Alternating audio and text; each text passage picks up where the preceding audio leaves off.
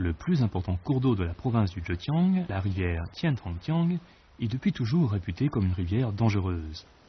Pendant des milliers d'années, personne n'a réussi à traverser cet obstacle. La population locale a toujours considéré comme mission impossible de construire un pont sur la rivière Tiantangjiang. Cette photo a été prise en 1934. On voit déjà l'ébauche du pont construit sur les deux rives de la rivière. L'homme qui dirigeait les travaux de construction s'appelle Mao Yisheng. Il avait à l'époque 39 ans.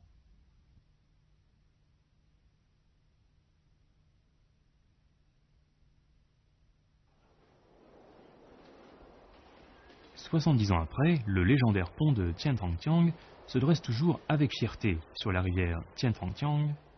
Pour découvrir son histoire qui s'est déroulée il y a de nombreuses années, notre équipe de tournage s'est rendue au musée du pont de Tiantangjiang, situé sur la rive nord du pont. Zhong Guangming, chef de la section des archives, travaille ici depuis la construction du musée il y a 7 ans.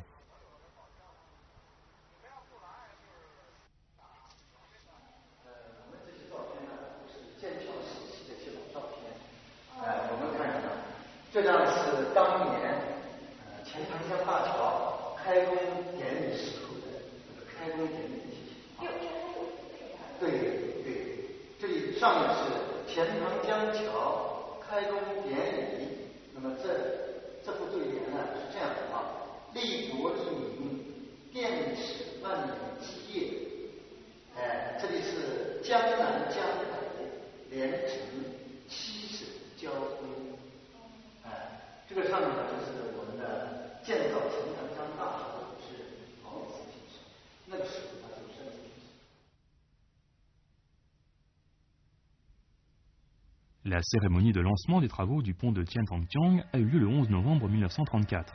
La ligne ferroviaire Zhejiang-Hunan desservait déjà Xiaoshan et le chemin de fer entre Shanghai et Hangzhou était depuis longtemps en service.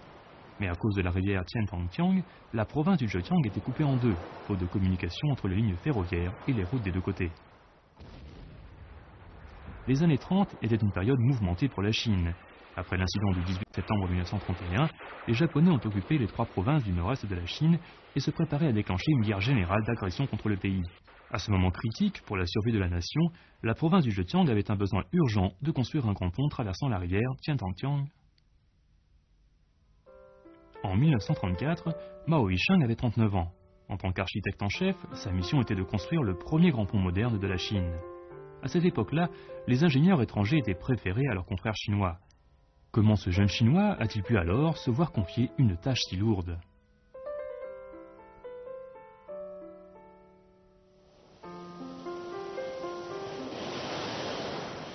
Sur le CV de Mao Yisheng, on apprend qu'il est né en 1896 à Zhenjiang, dans la province du Jiangsu, et qu'il est devenu à l'âge de 20 ans le plus jeune aspirant-chercheur de l'université américaine de Cornell. À 23 ans, ses idées sur la construction des ponts, développées dans sa thèse de doctorat, ont été appelées lois de Mao par le milieu international du pont, ce qui a fait de lui le premier docteur en ingénierie diplômé de Carnegie Institute of Technology. Depuis la création de ce dernier, il lui a valu une médaille d'or.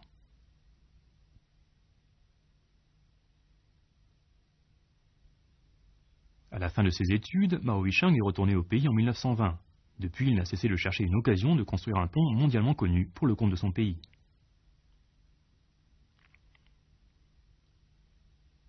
À 37 ans, le moment est arrivé.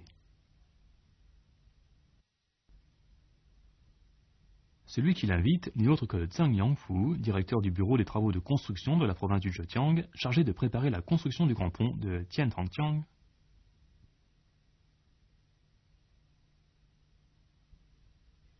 Deux ans plus tard, la nouvelle de la mise en chantier du pont de Tiantangjiang a fait le tour du monde, et la photo de son architecte, Mao Yisheng, a été publiée dans les journaux, accompagnée d'explications en anglais. Mais avant cela, Zhang Yangfu avait annoncé que le plan de construction du pont de Tiantangjiang était l'œuvre de l'Américain, le docteur Wally. 中国人建桥不相信自己会有这个本事会建造这种现代化的桥梁，所以郑阳府对外宣传的时候这样讲的。这样一来，宁汉财团才支持那个郑阳府啊。这时候他就跟毛医生跟罗英讲了，你们必须设计出一套就是符合中国国情的钱塘江大桥的那个设计方案要赶快拿出来。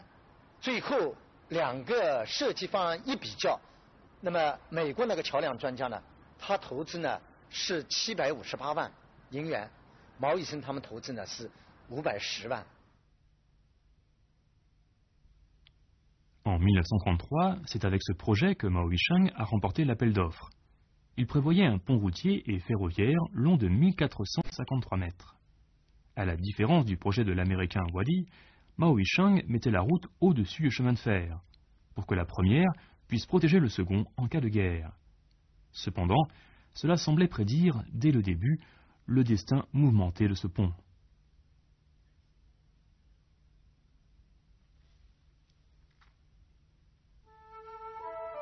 En 1934, Mao Yicheng a pris officiellement ses fonctions de directeur du service des travaux du pont de Tiantongjiang.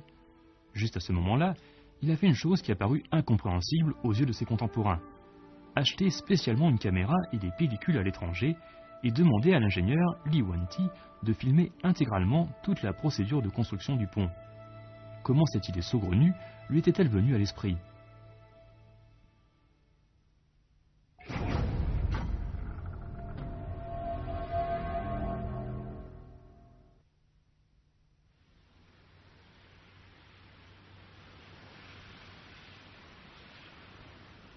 Mao Yulin est la fille cadette de Mao Yicheng. Depuis de nombreuses années, elle vivait auprès de son père. À la mort de Mao Yicheng, Mao Yulin a commencé à travailler dans la fondation d'éducation scientifique qui porte le nom de son père. À propos de la caméra achetée au début de la construction du pont, elle nous dit que l'affaire a été évoquée par son père dans ses mémoires. 听他回忆录上讲了，就是施工现场就成了这个拍摄场，这个工人就成了演员，他还有和这个一位总工程师罗英啊，就成了导演。当时呢，就是为了记录下这个特殊工程的，有地方比较特殊的地方，特殊工程的一些这个施工的细节，全部都记录下来了。对今后就包括现在的钱塘江大桥呢，它这个维修啊，都起到了非常至关重要的这个作用。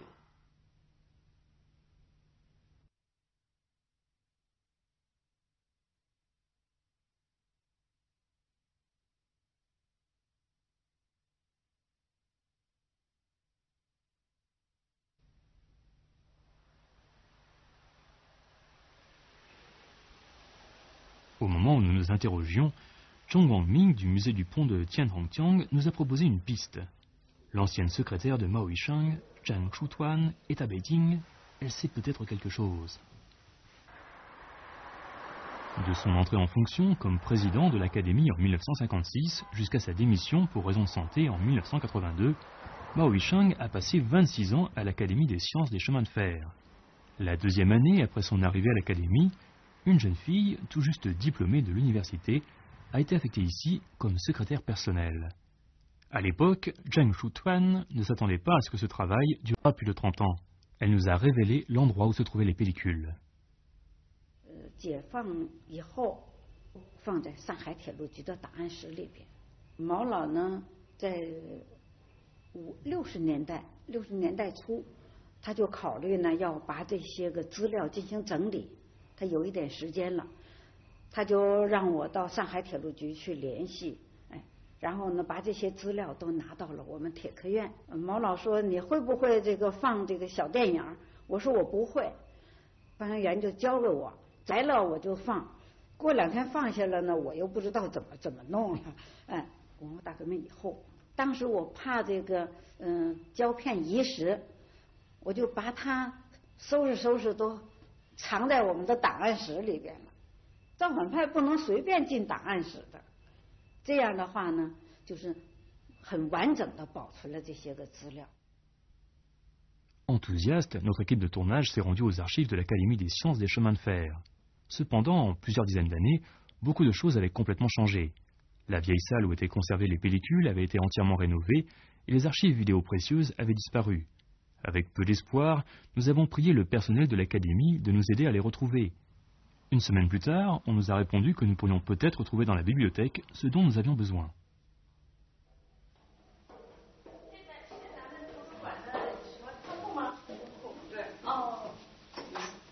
元旦期我也。那您说找到的那个资料是在哪个家？在这个表上。就是这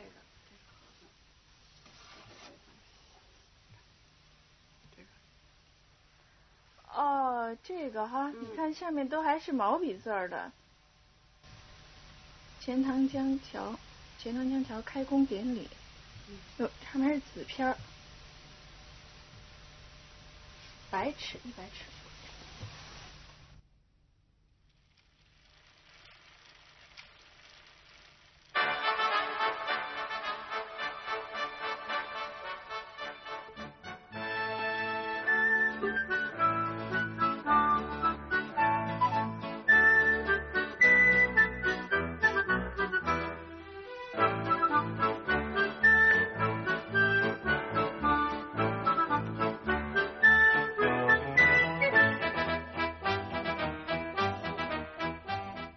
Ces images qui sautent et pas du tout professionnelles ont été dans leur majorité filmées par Li Wenqi sous la direction du réalisateur Mao Yichang. Du commencement des travaux jusqu'à l'achèvement de l'ouvrage, les difficultés, les rebondissements ainsi que les détails techniques importants de la construction ont tous été enregistrés sur ces pellicules longues de 2500 mètres.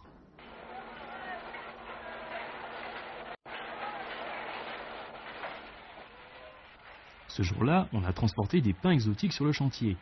Ces pins sont hauts de plus de 30 mètres. Certains ont dit qu'ils avaient été spécialement achetés aux États-Unis. Mao Yichang comptait sur eux pour résoudre un problème épineux dans la construction du pont. Cependant, au moment où ce problème n'était pas encore résolu, le premier bateau chargé d'installer des pieux a sombré en percutant des écueils dans une tempête.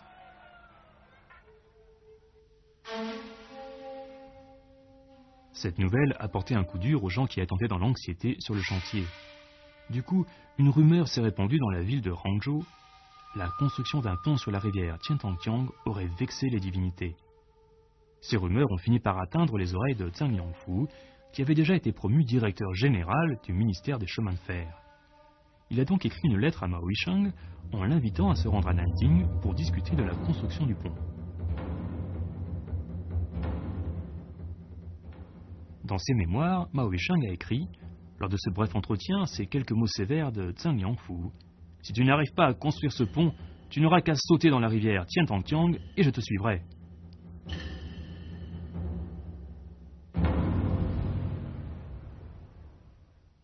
记得那个时候呢，我奶奶也在杭州，看他这个看儿子嘛，这么这个奔波吧，劳累，而且呢又愁闷嘛，所以他就对他讲啊，就说这个唐僧啊在西天取经，就是有81难。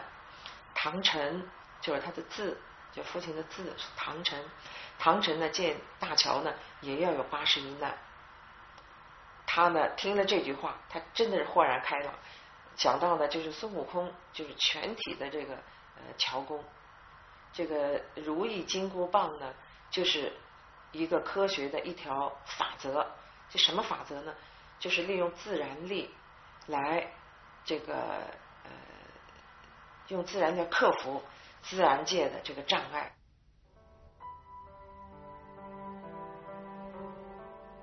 Sur ces pellicules, nous avons trouvé des images précieuses. Peut-être grâce au fait d'avoir surmonté définitivement une difficulté dans les travaux de construction, le visage de Mao Yichang affichait un sourire rare. Si rare qu'on ne le trouvera plus jamais dans les archives ultérieures.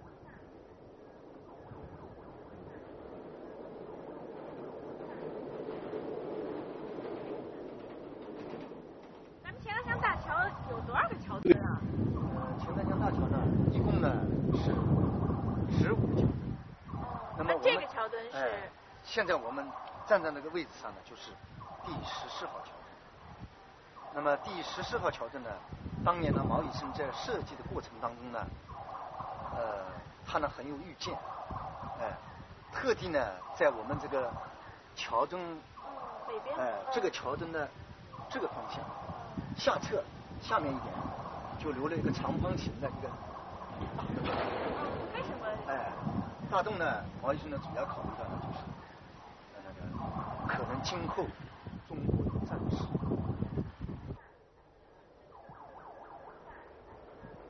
Dans les archives vidéo, nous n'avons pas trouvé d'image de la construction du pilier numéro 14 du pont. 70 ans plus tard, quand nous sommes arrivés au pont Tianfangjiang et que nous regardions de loin le pilier numéro 14, énormément éprouvé, nous supposions que Mao Yicheng l'avait aussi longuement contemplé. À quoi pensait-il alors?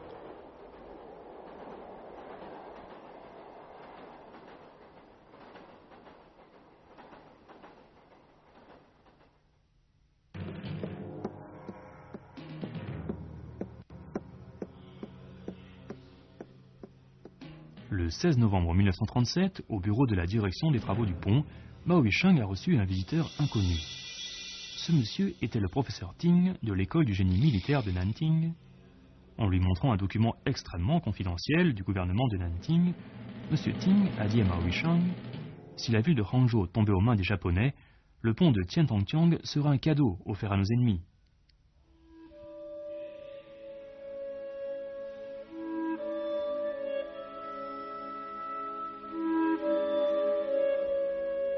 Le professeur Ting a aussi fait savoir à Mao Yicheng que les explosifs envoyés directement de Nanting étaient déjà arrivés devant la porte du bureau où il se trouvait. C'était le moment le plus douloureux qu'ait connu Mao Yicheng. Après les événements du 7 juillet 1937, il a ordonné de laisser un grand trou sous le pilier numéro 14 pour y déposer des explosifs dans le but de faire sauter le pont en cas de nécessité.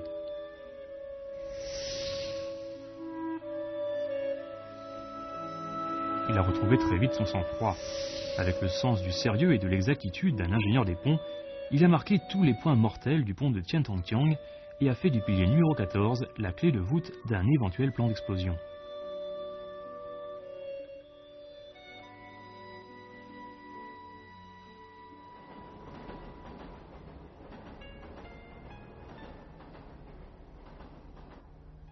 Dans 15号这天，就他协助这个军方布置炸药，有100多根引线呢，就是拉到这个离钱塘江不远的一个小房子上面，就自己亲手炸掉这建成的刚刚建成89天的这个大桥，他就像扼杀掉自己亲生的孩子一样，这种心情呢，就说是非常非常痛苦的。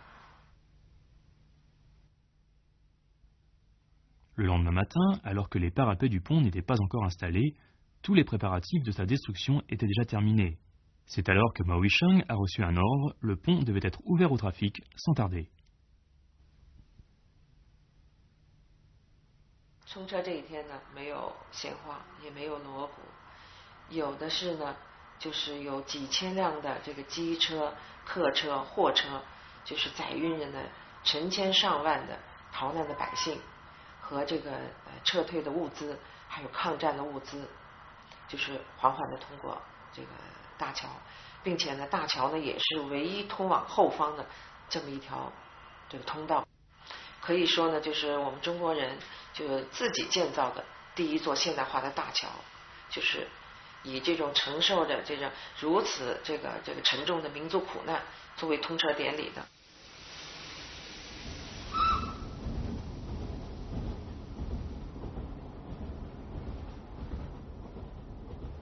钱塘江大桥建成到通车以及到炸毁，只有使用了89天时间。但是它发挥出来的巨大的作用，那是光从抢运物资上来讲，包括军用民用物资以及它的机车车辆，也超出了它当时建桥的总投资500多万那个银元的价值。最主要的是，它有100多万生命都是从桥上逃难过去的。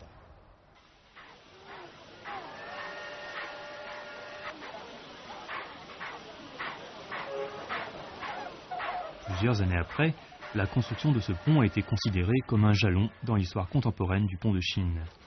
Néanmoins, ce jalon a été finalement détruit.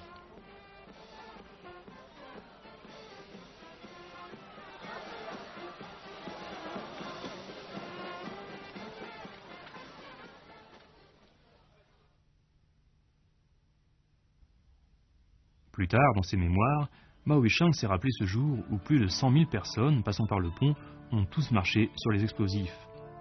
Les trains ont eux aussi roulé à toute allure sur ces explosifs déposés sous le pont dès le premier jour de sa mise en service. C'est un phénomène très rare dans l'histoire chinoise et étrangère des ponts.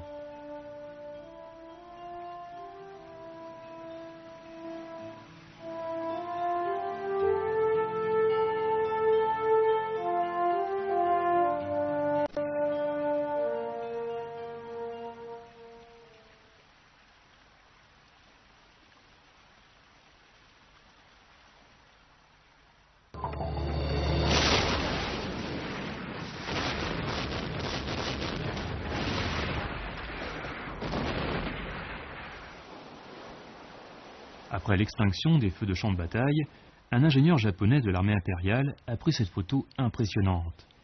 L'armée japonaise avait placé beaucoup d'espoir dans ce pont pour relier directement ses bases arrières.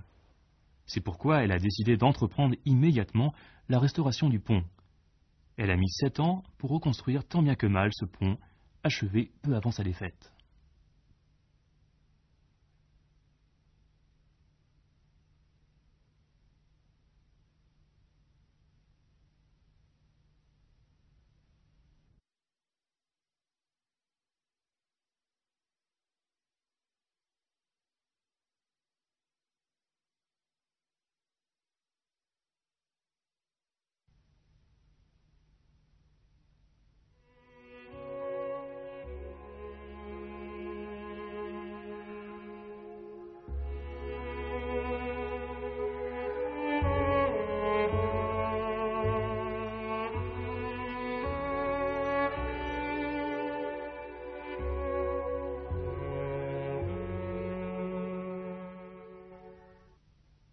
桂林的时候啊，刚好呢就遇到了这个敌机的这个轰炸，有大概100多颗这个燃烧弹吧，就是落向了地面。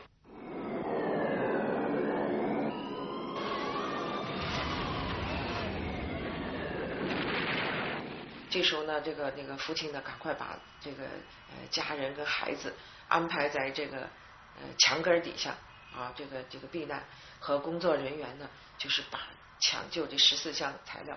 在这14箱材料呢，就是视为是无价之宝。现在这时候呢，又一颗燃烧弹呢，就是落在离他这个房子不远的这个地方。爆炸以后呢，因为还有稍微有一点点距离嘛啊，所幸呢没有人员伤亡，但是每个人呢都是变成像土人一样。对，所幸的是呢，就是这14箱材料没有呢这个遭到破坏。Tout au long de son trajet, Mao Weichang n'a cessé d'apprendre des nouvelles sur les explosions dont le pont faisait l'objet. En 1944, pour stopper l'avance de l'armée japonaise vers le sud, les guerrilleros de la résistance ont fait sauter une fois de plus le pont restauré par les Japonais. L'année suivante, le pilier numéro 6 a subi le même sort.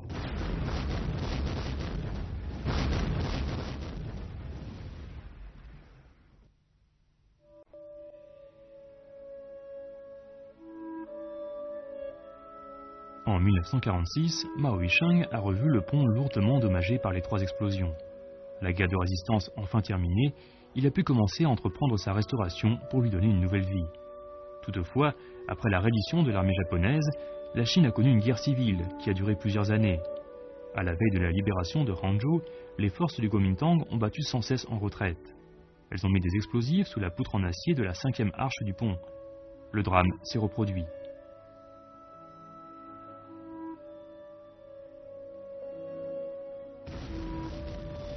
Un photographe anonyme a pris cette photo en bravant le feu des canons. À côté du poteau électrique, on aperçoit les fumées provoquées par l'explosion du pont.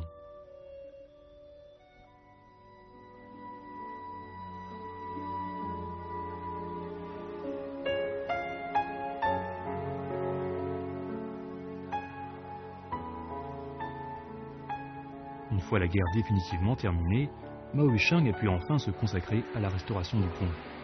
Du commencement des travaux en 1946 jusqu'à l'achèvement de la restauration du dernier pilier en 1953, 7 années entières ont été nécessaires, soit beaucoup plus que les 2 années et demie de la construction initiale.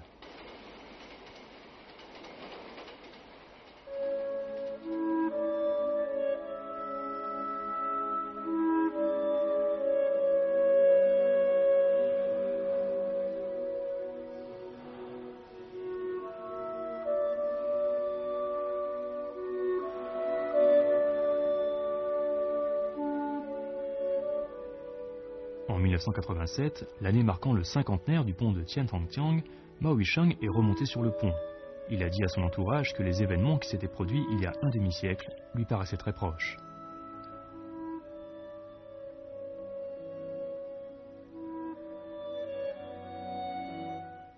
因为那个时候他眼睛不太好，就由于高度近视啊，引起很多眼疾。你这人嘛，只能看到个人影，看不到这个物体，所以他就呢一直从这儿就一直抚摸着，没有话，就好像看着远方。我想他心里呢肯定是非常激动的，或者说是汹涌澎湃的了，因为他肯定回忆起就是当年修建钱塘江大桥的一些过程。另外呢，不知道是不是他知道自己是不是最后一次登上钱塘江大桥，所以一定是一种很激动、很复杂的这种心情。所以那是他最后一次登桥，而且没有更多的语言可以这么说。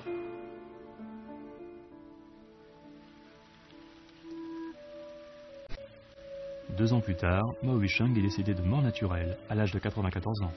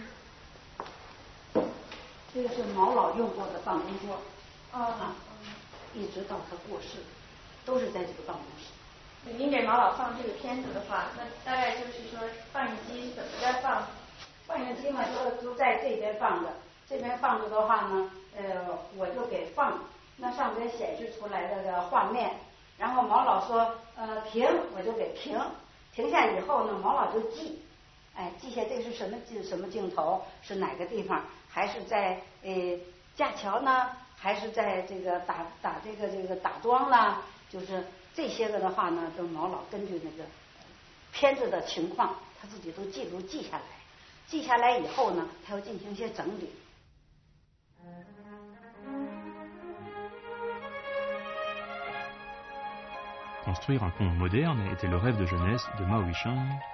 Utiliser les pellicules tournées à l'époque pour en faire un film était le vœu des dernières années de sa vie.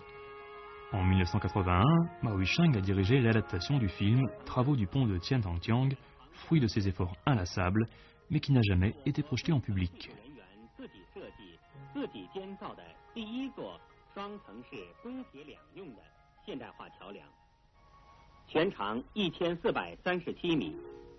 « 上层为双车道公路面，下层为单线铁路，贯通沪杭、浙赣2条干线。中国人第一次自己造大桥，本来就不容易，加上抗战前夕动荡不安，更加困难。